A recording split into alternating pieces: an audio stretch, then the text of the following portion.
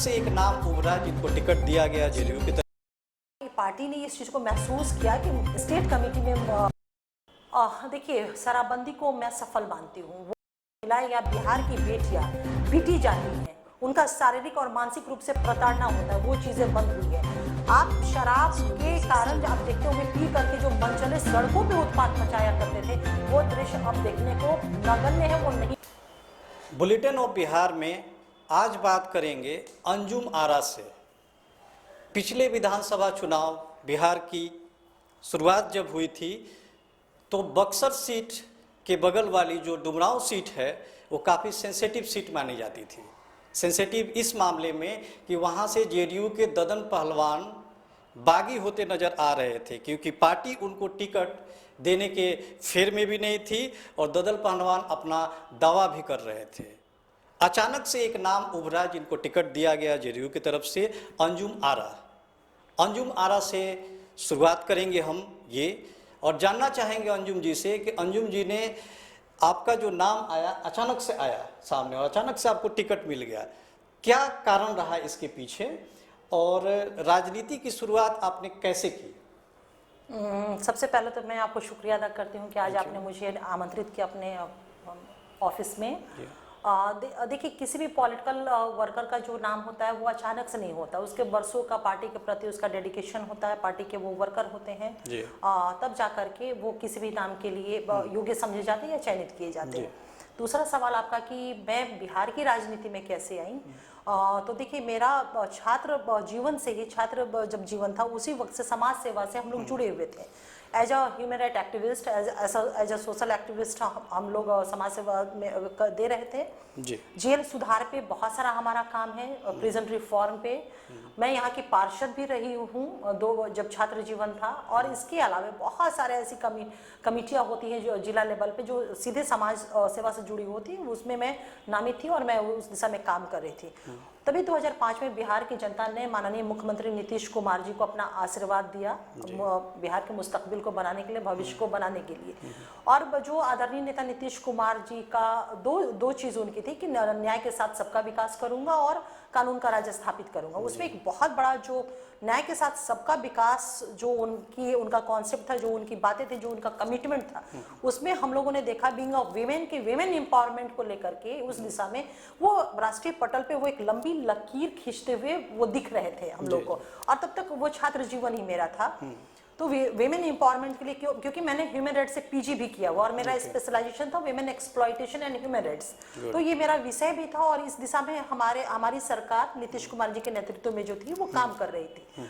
तो हमने देखा कि सशक्तिकरण की दिशा में एक लंबी लकीर वो खींच रहे, महिलाओं के जो सपने अब तक अधूरे थे, जो हमारे देश के संविधान में प्रेमल में राइट टू इक्वालिटी है, और हमारी बच्चियां, बिहार की बेटियां, महिलाएं सदियों से वो विकास की रोशनी उन तक नहीं पहुंची थी, उनके जो अधिकार थे वो नहीं मिले थे, उस दिशा में वो काम हो रहा था। तो इससे बहुत ज्यादा इंक्लाइंड एक छात्र के नाते, एक बिहार की बेटी होने के नाते, और जो समस्याएं हमने देखा था और हमने भी महसूस किया था बीइंग महिला या बीइंग लड़की होने के नाते, जो समाज को हमने फेस किया था, तो ये सारी चीजें बहुत मुझे प्रभावित की और इन्हीं सारी चीजों से मैं प्रभावित होकर के जनता दल यूनाइटेड की मैंने सदस्यता ली और दलगत राजनीति में 2007 से मैं दलगत राजनीति में मैं सक्रिय रूप से हूँ। तो इससे पहले कोई जेडीयू में आपकी कोई डेजिग्नेशन थी कि अचानक से टिकट ही मिला? नहीं, अरे पार्टी में मेरा बरसों का अपना कमिटमेंट है। मैं 2007 में आई तो सबसे पहले जनता दल यूनाइटेड महिला प्रकोष्ठ पटना जिला की मैं महासचिव बनाई गई। 3-4 महीना मैं महासचिव थी और पेशे से मैं लॉयर रही हूँ, तो बहुत बार ऐसा रहता था कि संचालन करने का या जो और अन्य दायित्व है वो मुझे मिलता था। तो हमारी पार्टी ने इस चीज को महसूस किया कि स्टेट कमेटी में दायित्व देने की आवश्यकता है, और 2010 से मैं लगातार मैं पार्टी के स्टेट कमेटी में प्रवक्ता, वर्षों में पार्टी की प्रदेश की प्रवक्ता रही हूँ, प्रदेश महासचिव रही हूँ, मुख्यालय की प्रभारी रही हूँ, विमेन कमीशन की मैं चेयरपर्सन रही, Bihar state warehousing corporation की मैं डायरेक्टर रही। सो मेनी पद पे मैं रह करके पार्टी की मैं सेवा करती रही हूँ एज अ पार्टी के कार्यकर्ता, एज अ पार्टी के सिपाही। अंजुम जी, नीतीश कुमार की सबसे बड़ी कामयाबी बोलिए या इसको फेलियर बोला जाए, शराबबंदी में आपके भी क्षेत्र से कुछ दिनों पहले की खबर आई, कुछ लोग जहरीली शराब से मर गए। फिर एक नोटिफिकेशन आता है कि अब टीचर भी जो हैं गवर्नमेंट, वो भी ये शिनाख्त करेंगे कि कौन लोग शराब पीते हैं, ये खबर देंगे पुलिस को, तो कहाँ तक सही लगता है आपको? देखिए, शराबबंदी को मैं सफल मानती हूँ। वो किस वजहों से मैं सफल मानती हूँ वो थोड़ा सा मैं एक्सप्लेन कर दूँ। आपको थोड़ा सा फ्लैशबैक मतलब पीछे मैं ले जाऊंगी कि याद करिए 2016 का वो दौर जब जीविका दीदियों का कार्यक्रम ये एसके मेमोरियल हॉल में हो रहा था। कार्यक्रम ऑलमोस्ट समापन की दिशा में था। तब तक एक कोने से महिलाएं उठ के कहती हैं मुख्यमंत्री जी को कि शराब को बंद कर दीजिए, हमारी जिंदगी नर्क बन चुकी है। हमें शारीरिक रूप से और मानसिक रूप से हमारा पति, हमारे घर के जो मर्द होते हैं वो शराब के नशे में आके हम लोग को बुरी तरह से मारते हैं और पीटते हैं। ये वो महिलाएं जो कह रही थी, इस दृश्य को हम लोगों ने भी देखा हुआ है कि इस तरह की घटनाएं घटित होती थी। आज शराबबंदी के बाद से मैं तो हमेशा इस बात को कहती हूँ, कोई भी ऐसा शख्स ये नहीं कहते हुए मिलेगा आपको कि शराब के नशे में अब बिहार की महिलाएं या बिहार की बेटियां पीटी जाती हैं, उनका शारीरिक और मानसिक रूप से प्रताड़ना होता है, वो चीजें बंद हुई है। आप शराब के कारण आप देखते होंगे पी करके जो मनचले सड़कों पे उत्पात मचाया करते थे, वो दृश्य अब देखने को नगण्य है, वो नहीं मिलता है। तीसरी चीज, जो शराब के नशे के कारण सड़क दुर्घटनाएं हुआ करती थी, वो हमारा केंद्रीय रिपोर्ट, सेंट्रल का रिपोर्ट है कि अब वो घटनाएं नगण्य हो गई हैं। तो इन बिंदुओं पे हम देखते हैं कि शराबबंदी मेरा 100% सफल रहा हुआ है। Women atrocities, women exploitation, women torture जो हुआ करता था, वो चीजें खत्म हुई हैं। अब ना के बराबर शिकायत आती है कि मेरा पति या मेरा पिता या मेरा बाप जो है वो दारू के नशे में, शराब के नशे में आके हमें मारता है, पीटता है। तो मैं इसे सफल मानती हूँ। अब आपने जो सवाल उठाया, तो निश्चित रूप से सवाल का उठाने का मतलब ही है कि जो चीजें घटित हो रही हैं उस पर हमारा क्या कहना है।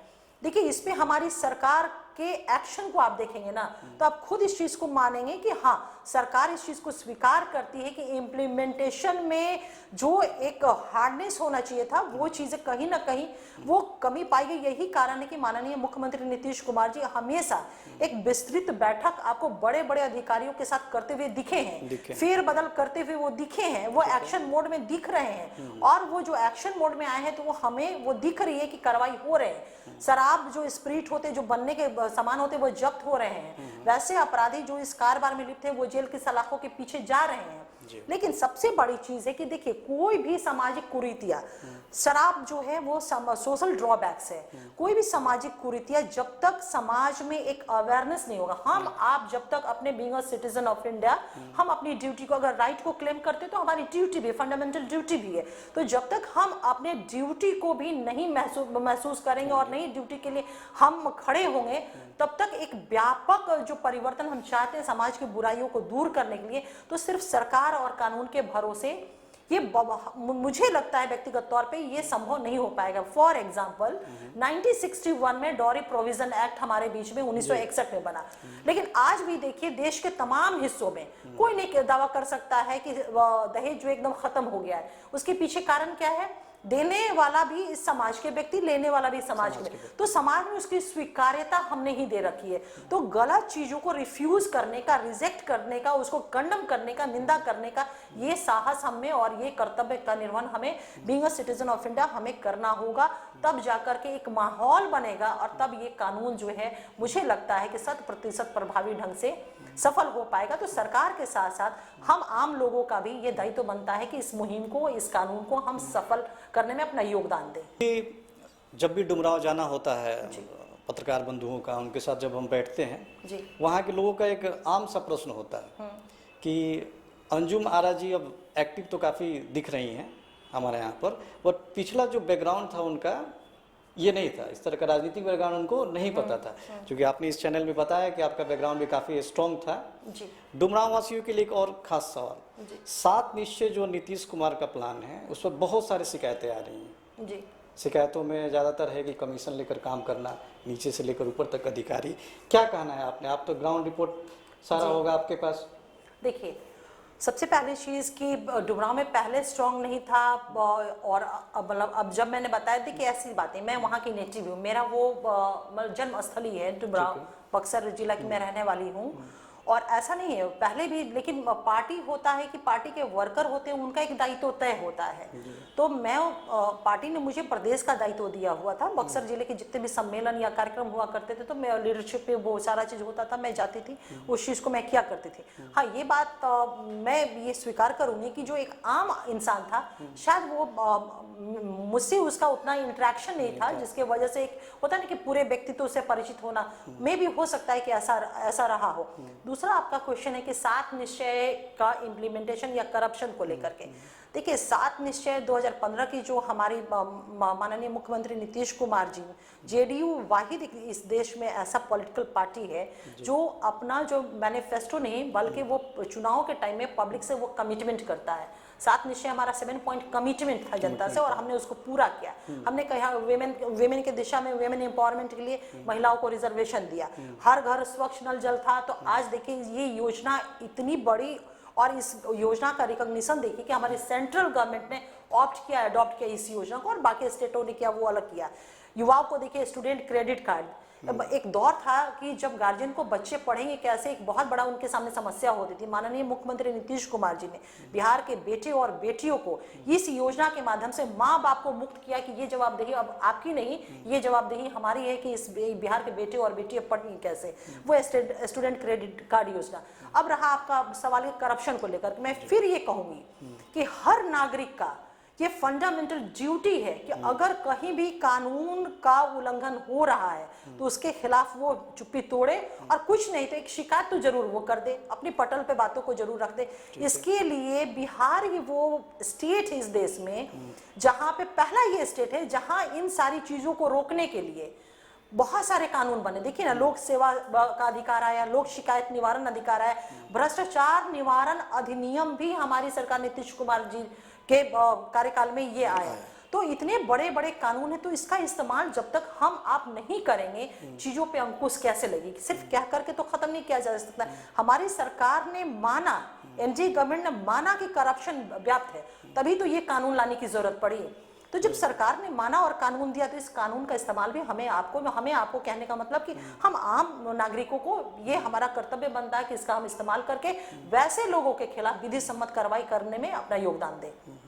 एज ए विमन, और आप एक मुस्लिम समुदाय से भी आती हैं, किन किन कठिनाइयों का सामना करना पड़ा है? या तो टिकट का दौर था या अभी काम करने के परिवेश में? अरे बाप रे, मतलब मुस्लिम वीमेन की बात हटा दीजिए, एक महिला जो होती है ना उसको बहुत सारी चुनौतियों का सामना करना पड़ता है।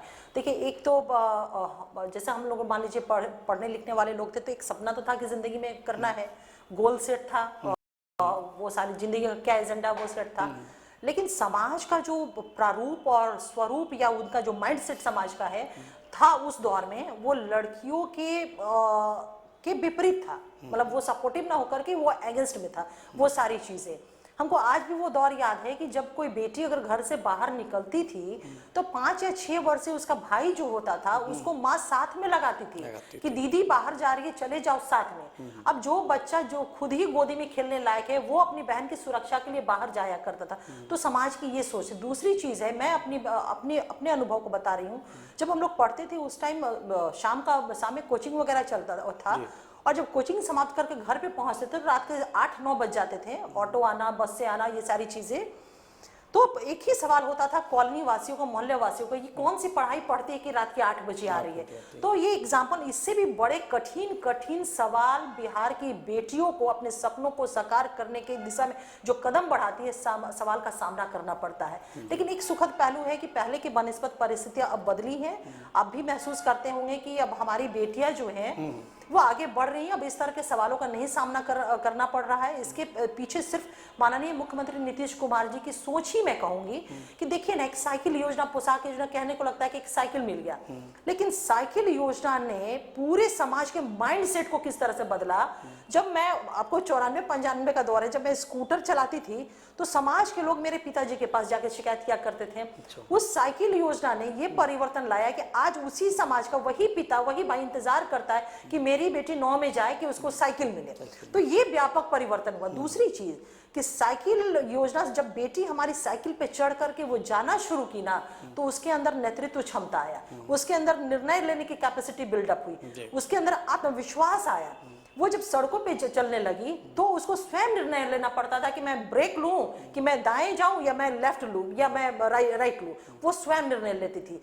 तो स्वयं निर्णय लेने की कैपेसिटी बिल्डअप हुई, आत्मविश्वास आया। तो ये जो योजनाएं है ना, कहने को लगती है साइकिल योजना, पोशाक योजना, ये योजना, वो योजना, लेकिन सारी योजनाओं का अपना एक दर्शन है जिसने बेटियों को तो बदल के रख ही दिया, साथ ही साथ समाज का जो एक सोच था, वो जिस सोच ने बिहार की बेटियों के लिए रोशनी, जो शिक्षा की रोशनी होती है, विकास की रोशनी, उसके दरवाजे तो दूर, रोशनदान को भी बंद कर दिया था, आज रोशनदान भी खुला है, दरवाजे भी खुले हैं और हमारी बेटियां सड़कों पे निकल करके अपने भविष्य का निर्माण भी कर रही हैं। तो ये परिवर्तन हुआ है और इसके लिए मुझे भी बहुत झेलना पड़ा है, समाज को बहुत जवाब देना पड़ा है, लेकिन वो बीता हुआ दौर था। आज सुखद पहलू है कि आज हमारी बेटियां इतिहास रच रही हैं महिला सशक्तिकरण नीति के कारण। अंजुम जी, लास्ट क्वेश्चन लेते हैं आपसे। नीतीश जी के साथ आपका इंटरेक्शन बहुत अच्छा ही रहता होगा, एज ए पार्टी में आप अच्छे कार्यकर्ता भी हैं जी। और विधायकी की चुनाव भी लड़ चुकी हैं। शराबबंदी पर क्या ऐसा भी स्टैंड नीतीश जी ले सकते हैं कि नहीं, शराबबंदी को बंद कर दिया जाए? देखिए, कोई भी मुझे लगता है नेता और राजनेता में फर्क होता है। और नेता जो होता है ना, पॉलिटिकल पार्टी या सरकारें जो होती है वो डेवलपमेंट ही कर, लेकिन राजनेता ऐसा होता है जो समाज के सामने एक बड़ी लंबी लकीर खींचता है परिवर्तन को लेकर के, समाज की बुराइयों को खत्म करने के लिए। तो नो डाउट कि नीतीश कुमार जी एक राजनेता है और कोई भी राजनेता जो समाज की बुराइयां हैं उसको खत्म करने के लिए वो जीवन के अंतिम क्षण तक संघर्ष करता है और करेगा। कोई भी कोई पॉलिटिकल इशू नहीं है कि मेरा इससे नुकसान होगा या मेरा उससे फायदा होगा, मेरे पार्टी का, वो उसको बैठ करके जज करे, एसेस करे, नापे तौले जोखे, वो चीज़ नहीं हो सकता है।